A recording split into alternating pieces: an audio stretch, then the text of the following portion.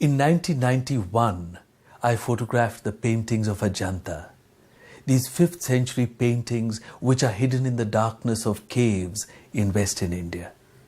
These are the most revered and the most beautiful paintings of the entire Buddhist tradition. In all the countries of Asia, they speak reverentially of this site.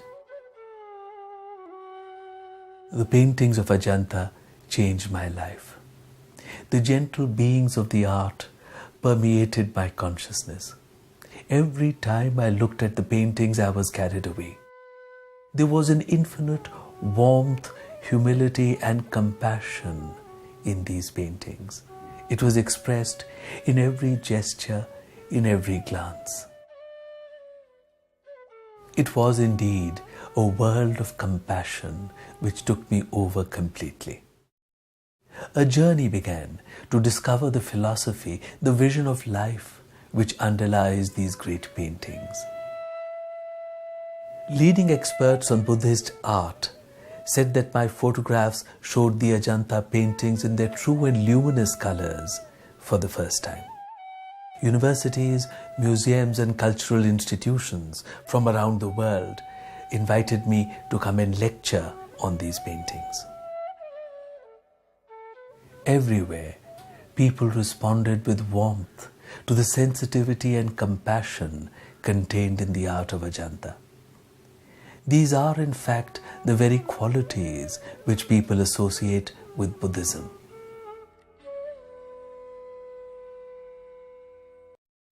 However, many asked questions about current practices in Buddhism, particularly in the Himalayan regions. These appeared to be rather different from the early compassionate faith. Was this Buddhism really? How did these changes come about? Join me on a journey through the history of Buddhism. Let us see how these transformations took place in Buddhist practice. Gautama Siddhartha was one of humanity's wisest teachers. He was born in 563 BCE, the son of Sudhodana, the ruler of the Shakya clan. Sudhodana ruled from the town of Kapilavastu in the present-day state of Uttar Pradesh in India. At the age of 35, Gautama attained Bodhi, the knowledge of the eternal truth. Gautama Siddhartha taught a profound ethical message to the many followers who soon gathered around him. He spoke of the pain in our lives and pointed out that this was because of our own desires. The way to do away with the pain was to lose our desires. The majority of Buddhists belong to the earlier austere form of Theravada Buddhism. They believe that it is through self-discipline that they can give up worldly attachments to proceed on the path to salvation. There are also Mahayana Buddhists. They believe in bodhisattvas. Bodhisattvas are beings on their way to enlightenment who have delayed their own salvation to help others on the path. Besides self-discipline and personal development in order to lose our confusions and desires, we can also pray to them for their help. And then there are the Vajrayana Buddhists in the Himalayan regions of India, in Tibet, southern China, Mongolia, and in Japan. They appear to follow colorful and magical practices. They seem to be very far from the concepts of Buddhism as we understand them.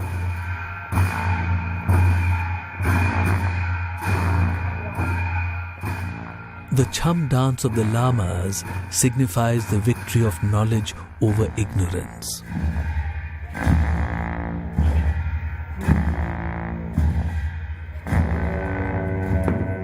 In Buddhist thought, the greatest evil is the ego. It is that sense of the self which is the greatest illusion which we must lose in order to gain true knowledge. The masks cover the ordinary day-to-day nature of the men and present instead the qualities of the deities within them. There are peaceful masks and those with wrathful expressions.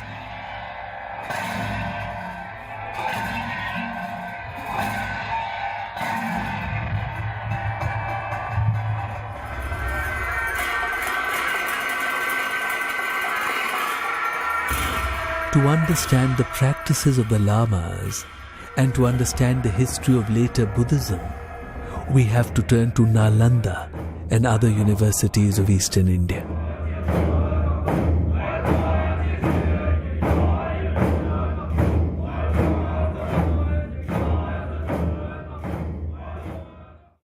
In the first millennium, great Buddhist monasteries were established in the plains of Eastern India and in Kashmir.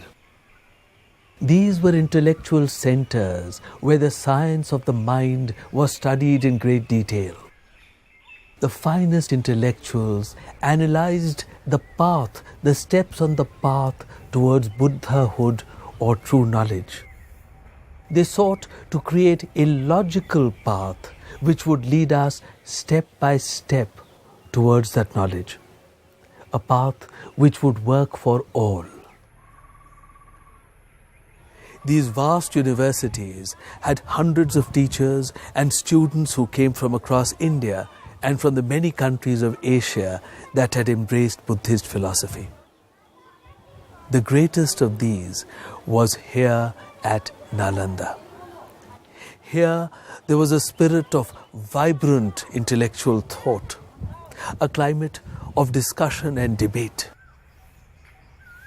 This institution, Takshashila and Nalanda and later Brikamalashila.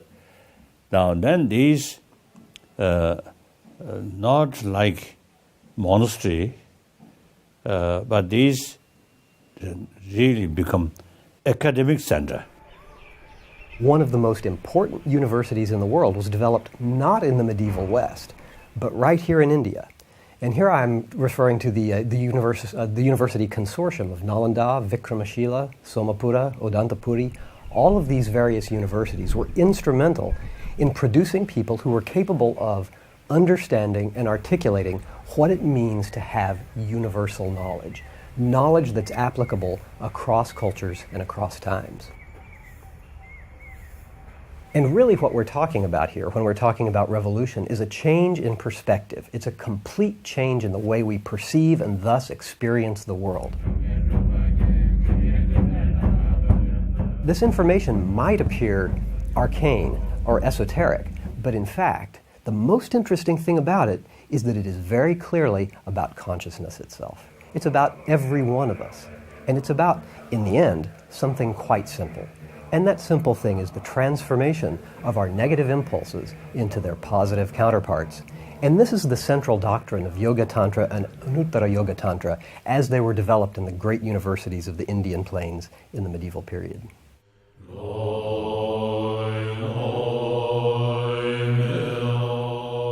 The deities revered in Tibet were conceived in the monasteries of Eastern India. The earliest known images of Tara are all to be found in the 5th-6th century Buddhist caves of Maharashtra. The first Buddhist mandala in art is seen in the mid-5th century Kanheri caves.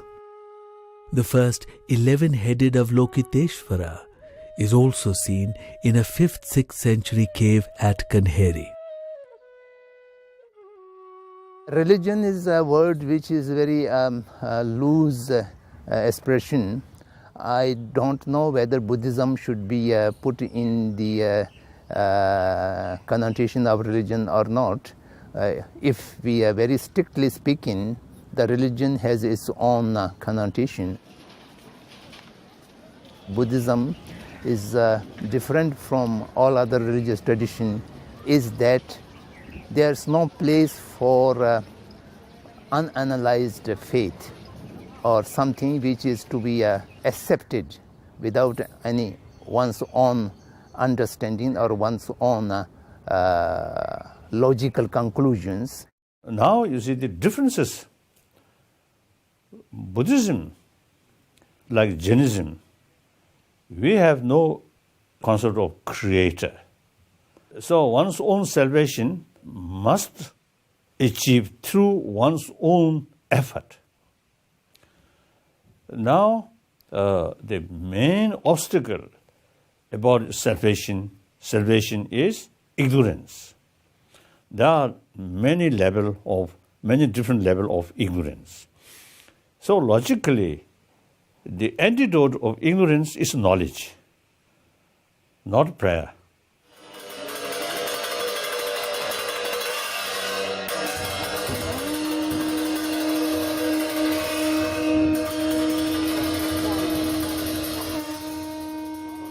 And then also, you see, the basic Buddhist approach is from this level, without sort of waiting blessing, but one's own sort of effort, and step by step become Buddhahood. So therefore, in order to practice effectively, we have to know about mind, about emotion. So therefore, those Buddhist texts, also including some Hindu sort of tradition where practice of shamatha and vipassana there, naturally the explanation about mind automatically come.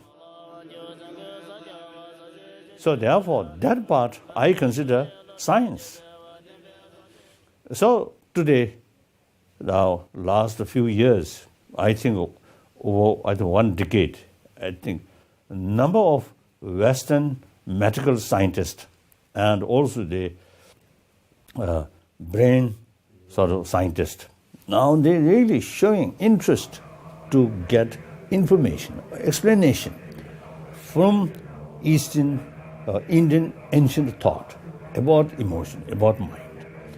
So they found very, very useful information in order to know the reality about the world of emotion, world of mind. So that I consider as a science.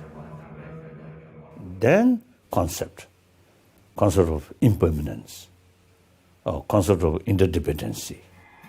This also itself is simply sort of out of their investigation or analyze the reality, then they develop this sort of new concept about reality.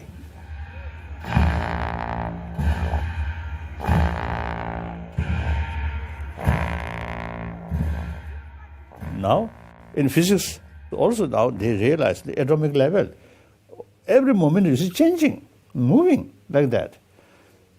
One time, one of my friend, the Raja Ramana, Indian sort of nuclear physicist, once he told me he found the concept of quantum physics, found some of the Nagarjuna's sort of writing.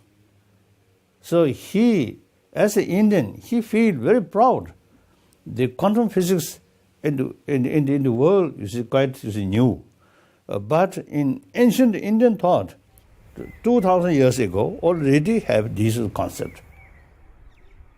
So therefore, these things, not as a religious subject, but academic subject.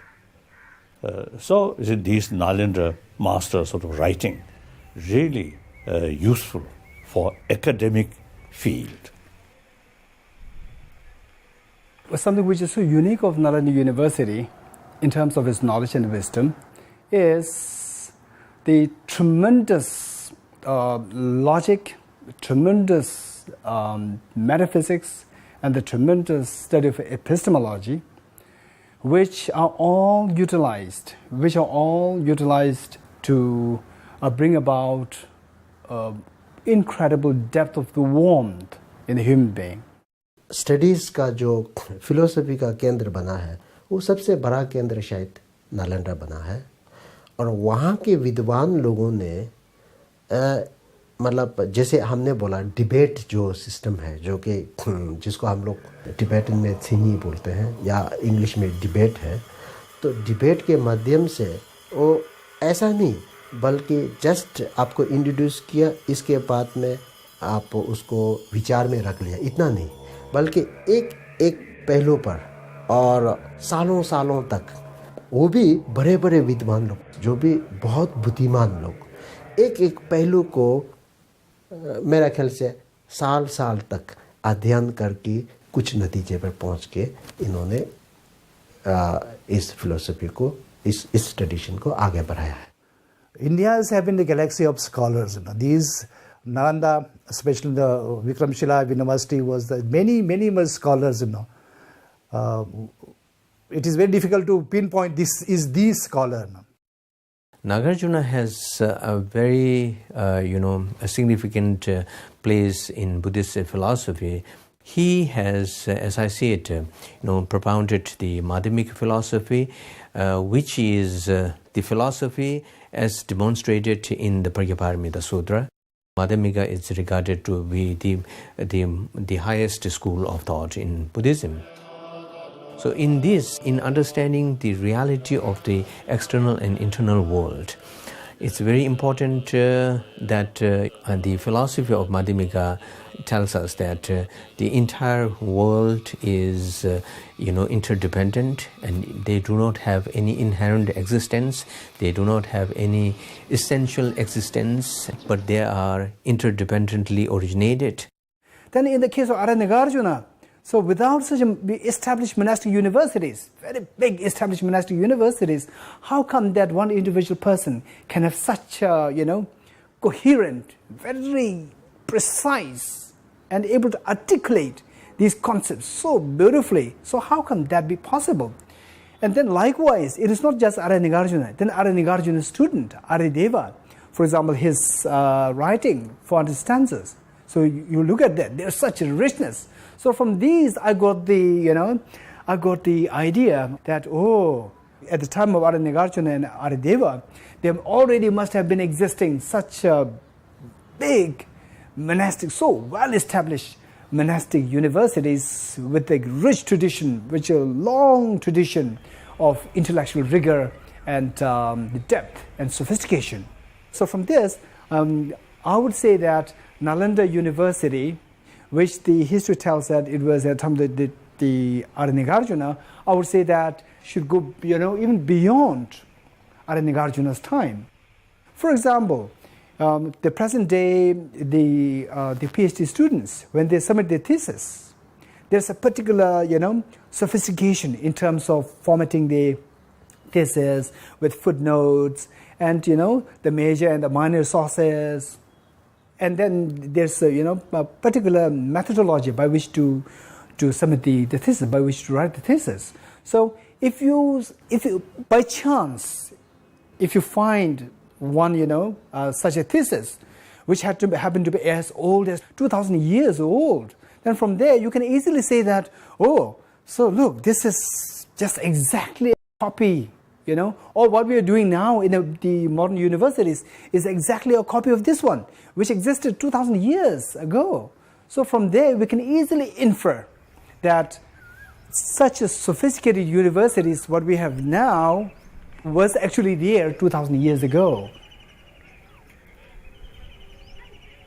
परम पावन दलाई लामा जी बीच बीच में कहते हैं, भारत जो है तिब्बत का गुरु है, ऐसा उन्होंने कहते हैं, क्योंकि जितना भी तिब्बत में जो धर्म के साथ में जो संस्कार आए हैं, कल्चर आए हैं, लैंग्वेज आए हैं, मेडिसिन का जो हेल्थ केयर का है, ये जितना भी कई चीज़ें तो इस तरह से भारत से आकर के आचार्य लोगों की कृपा से तिब्बत में आए हैं. The high altitude plateau of Tibet, lying to the north of India, received Buddhism in the 7th century. King Songtsen Gampo had 2 wives who both followed the path of the Buddha. One queen was from Nepal and the other was from China. This led him to take a deep interest in the Buddhist faith. The most overwhelmingly impressive and inspirational thing for me about the Tibetan traditions of Buddhism as received from India is the way in which those great masters of the past went to such incredible lengths to not only go and get those teachings and bring them to Tibet, but the masters, the Indian masters who travelled, went through incredible hardships, and they were willing to put those lives on the line or even sacrifice those lives for the good or the benefit of this much greater vision in which the whole of humanity, particularly perhaps the Tibetan people in the case of bringing Buddhism to Tibet, but in a larger picture than that, the whole of humanity in preserving those traditions for the future, preserving the knowledge, the wisdom, the meditative practices, the Vajrayana, the tantric practices, all those things, that great treasure of understanding and capacity for human beings to enlighten themselves. History says, Dunkars give the references, when the Buddhism in Tibet developed in two phases. Now, one is early phase, other is later phase. First phase begins from 7th century to the end of the 9th century, means 842 something like that. In this period, from India, almost 51 scholars and the Pandits were invited. Then after a second phase of development, it is said almost 121 Indian scholars visited Tibet. They have contributed. They have revised the text which was earlier been translated. And then beside that, from time to time, it is believed there were almost, I think, more than 600 Tibetans who visited India in a time span of 1,000 years to learn Buddhism and bring back whatever they have learned in India.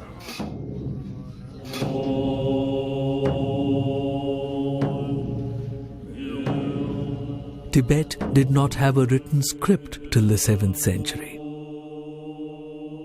The acceptance of the Buddhist faith entailed the understanding of subtle philosophic concepts and profound commentaries.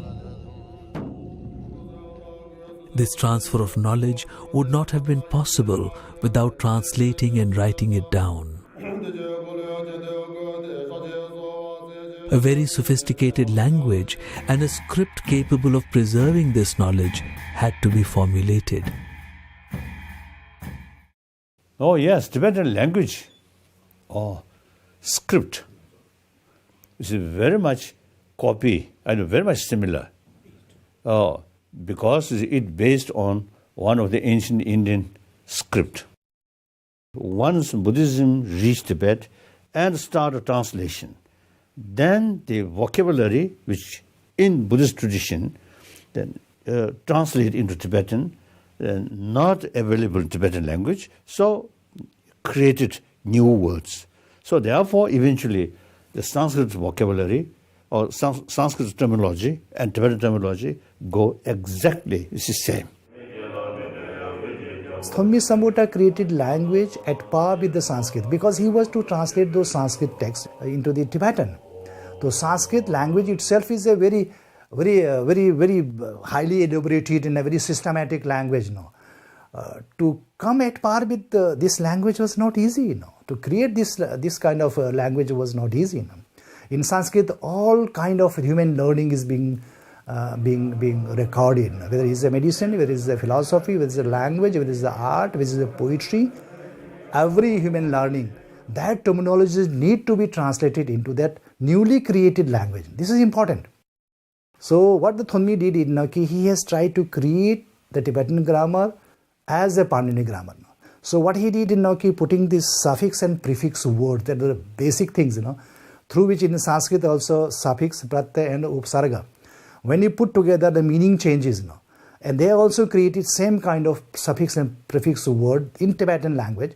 So this language became potent enough to translate Sanskrit word into Tibetan in exactly in the same meaning and the same purpose.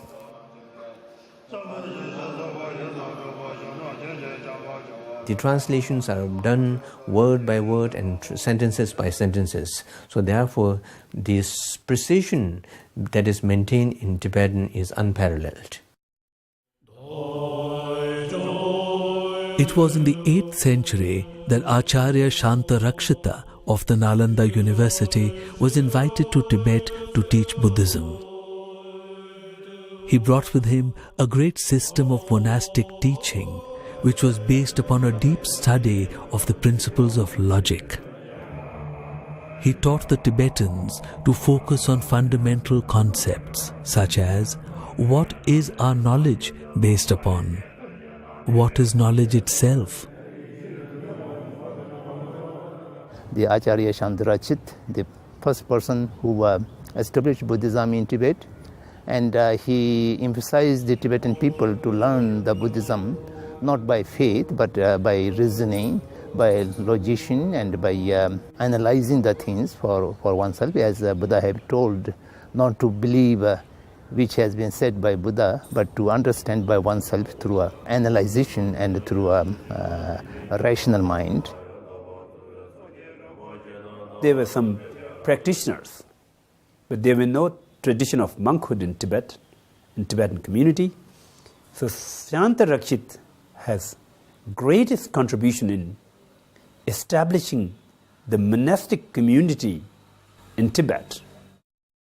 So what he did was that while the richness, the main content of this whole legacy, which is in the form of philosophy, so that he started to impart by means of the logic. So he introduced logic there in Tibet. So with this study of logic, then you can't really escape. You can't really have room for diluting the concept. So the logic is like a very precise container. So with this container, you can see what is really there. The measurement is so accurate. So there, the philosophy, which is like the content of this the container of the logic, it was so freshly preserved in Tibet. So then it happened in 8th century. So now it's 21st century. Already, like say, 13th century is gone. Still, you go to the great monastic universities in South India, Tibetan the monastic universities. There, the amount of the rigor involved in terms of logic, study of logic, amount of the rigor and the subtleties, subtle nuances involved in the study of philosophy.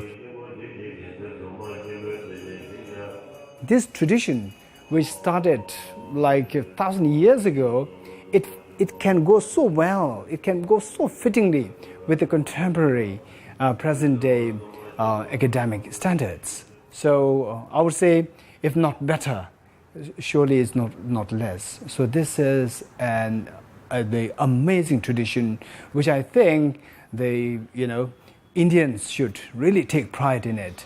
This is the legacy. This is the treasure of India. So I think Tibetan quite fond, use Nalanda name. Now, for example, the last, I think, about 600 years, I think less than 600 years, the Devu Monastery, the biggest number of monk students, I think, all over Tibet. So usually we call Tibetan Nalanda. Usually we call it, we fond, you see, to use, describe it that way.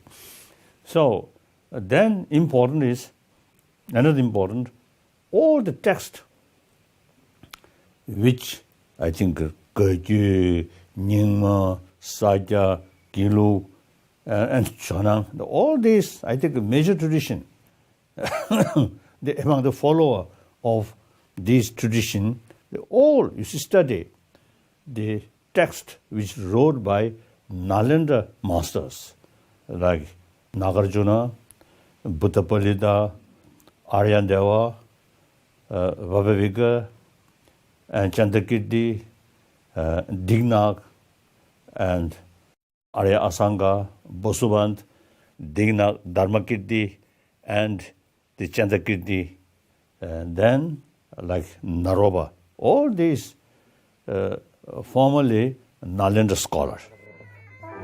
So all Tibetan tradition, you see, come from each different tradition. Their original sort of masters all come from Nalanda. So I usually describe Tibetan Buddhist tradition is a pure lineage of Nalanda tradition. So I also, you see, start from age from 6, 7, already start memorizing these texts of Nalanda. At that time, I do not know who is the author of these texts and come from which sort of was the institution. I have no idea. Atisha was another great teacher who was persuaded to go to Tibet in the 11th century. He had studied at Nalanda and was a teacher at the Vikramshila University, also in Bihar. He helped to make the philosophy understandable to common Tibetans. Once Atisha was in Tibet, he was so impressed by the devotion of the Tibetan people and the need of a great scholar like him in the Tibet. So he chose to remain in Tibet rather than going back to India. And Tibetans are very grateful for his decision. Perhaps his unique genius was to be able to take all of this very esoteric information and condense it into a form that could be understood and used by anyone. Another very interesting aspect of universal knowledge is that it can be condensed and transported. Atisha was also instrumental in the condensation of this knowledge so that it could be taken out of the university context, perhaps transported into another culture, and then take root.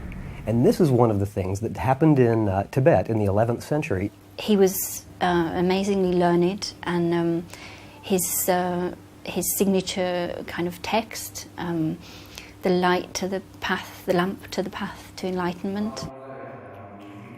This text formed the basis for the later school of the Gelugpas under Tsongkhapa, and formed the basis for the gradual path to enlightenment, the Lamrim, that became the signature of that school.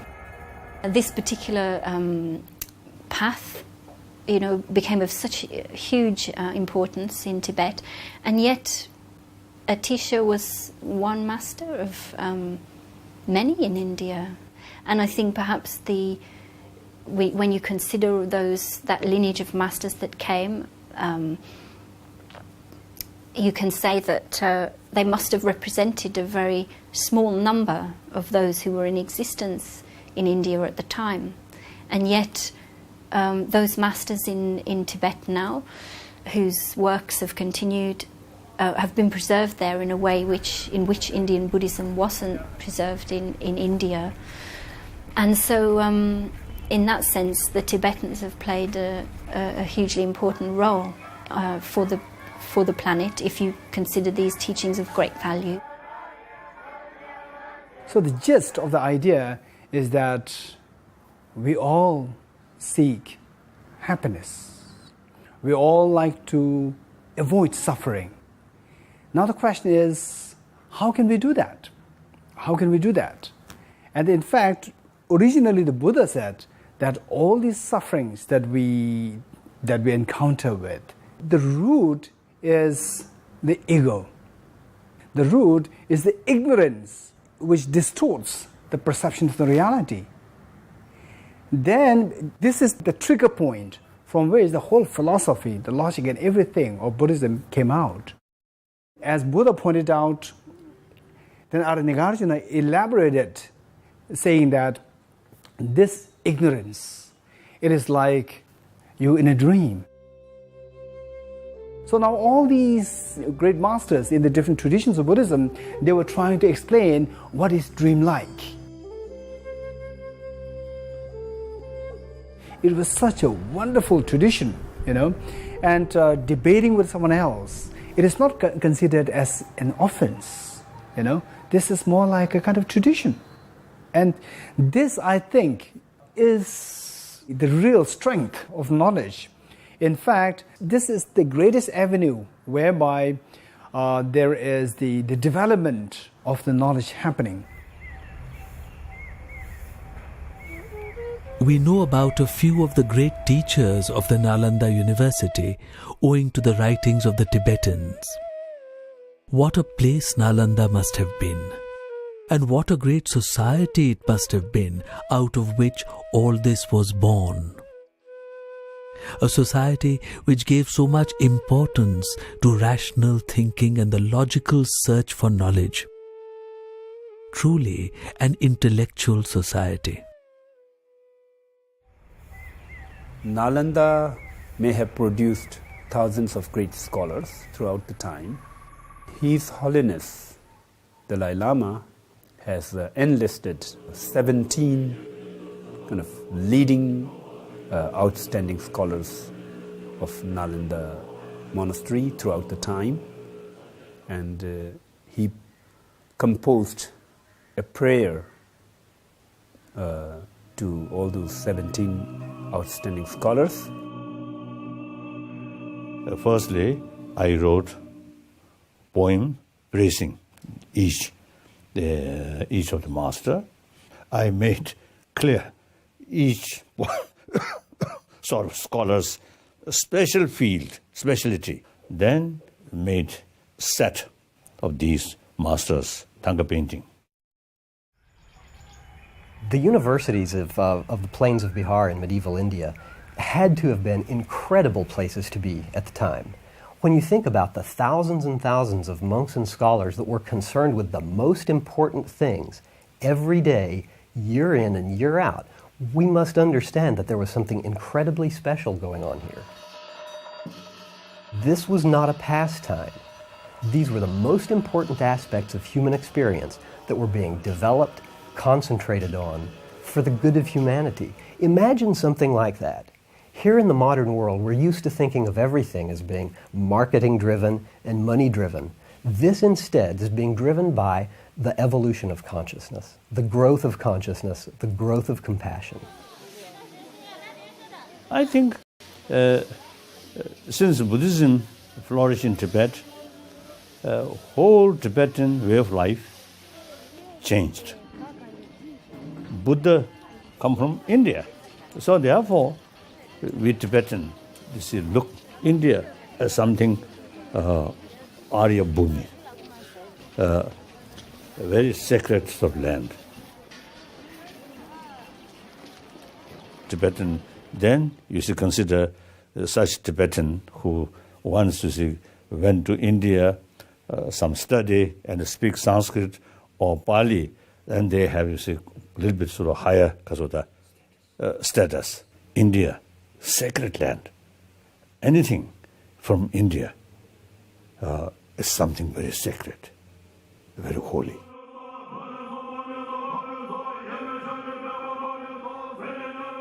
The monasteries re-established in South India are of the larger monastic institutions in Tibet,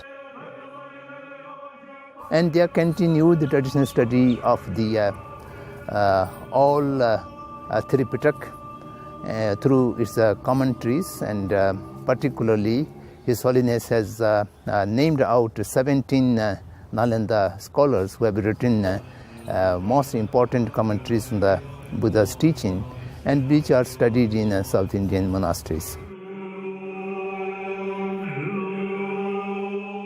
It's very important to have contemplation, discussion, and the debates. If we do debate with a kind of an intention to just to win and to just to defeat someone, and that kind of approach really doesn't help that much to make the debate productive. The Tibetan Buddhist scholars has learned this approach of the Nalanda scholars. And then, upon that, a great contribution the Tibetans had added up is the way of debate that you see at present day. You see nowadays, the monks, when they do the debate, they clap. There are very fixed votes to ask questions and answer those questions. Buddha himself, you see, they advise us, "O my follower, bhikshus and scholars should not accept my teaching out of faith and devotion, but rather through thorough investigation and experiment." So that way of approach is, I think, very suitable in modern time. And the scientific-minded people, you see, loves that kind of way of approach. So perhaps I think in modern time, see people who not easily sort of accept things, rather through investigation, experiment. So such people finds Buddhist way of approach is more realistic, more practical. When we talk about religion from the Western approach, they have a different kind of connotation of it. When we talk about the religion from Indian approach, that means something different. In the Indic civilizations, I think one could go much wider and much deeper. You could ask questions: why are we here? What is the nature of God? What is the nature of the self? What is the purpose of human existence? You know, these things are the subject of great dialogues. It's much closer to the Socratic dialogues. The Socratic Plato dialogues are very much of the same pattern as the Indic dialogues. Yoga, remember, is the most fundamental and profound study into the human mind ever undertaken. And modern psychoanalysis is only just beginning to touch the fringes of what... I'm not talking, when I talk of yoga, not only the exercises, which are known as yoga generally, but of the much deeper yoga, the inner yoga, the study of consciousness. That is something I think that the West can learn a lot from India.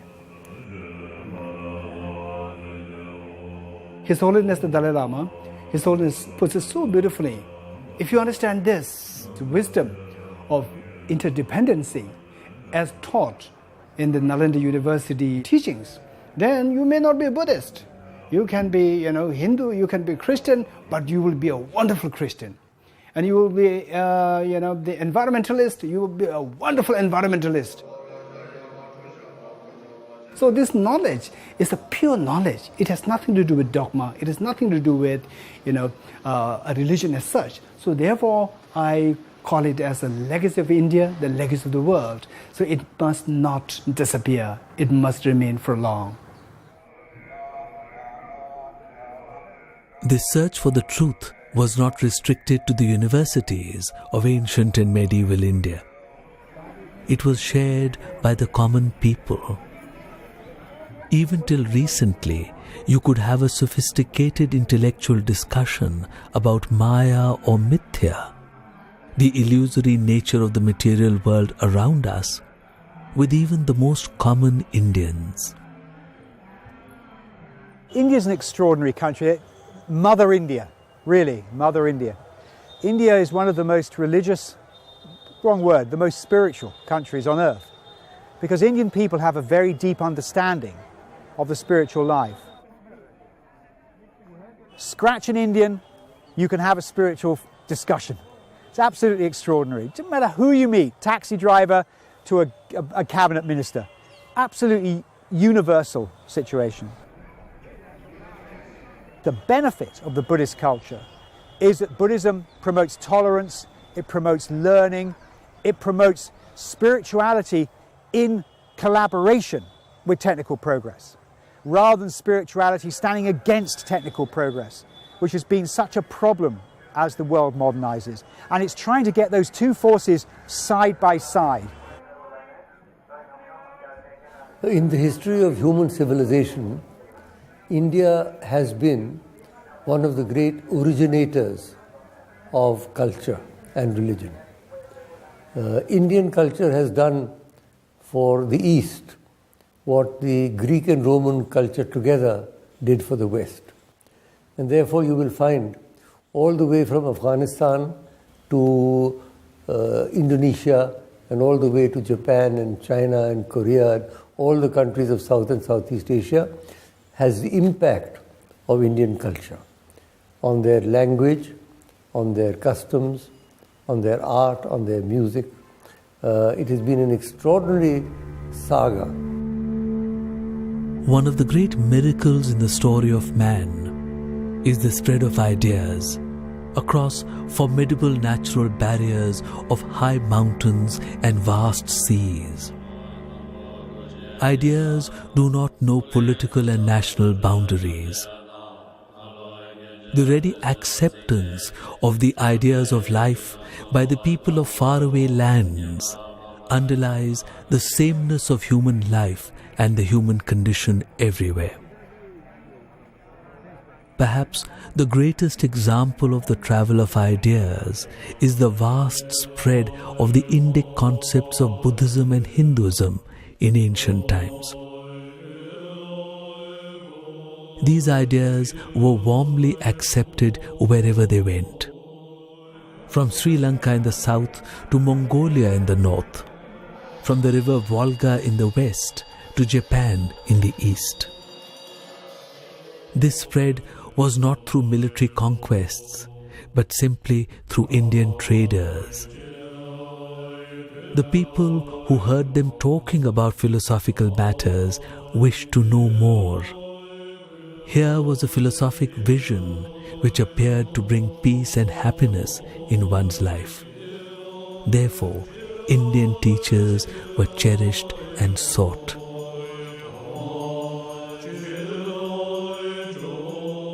So therefore, I always describe, or when I met Indian, I always say, you are traditionally our guru. We are Chela. You Indian are our guru. Then also I mentioned, we Tibetan, not only Indian gurus Chela, but also quite reliable Chela. That means in guru's own land, Buddha Dharma, a lot of ups and downs. During this period, your Chela, kept throughout, you see, through centuries, we kept your knowledge intact. So we are quite a reliable Chela. So our relation is something very unique, Guru and Chela.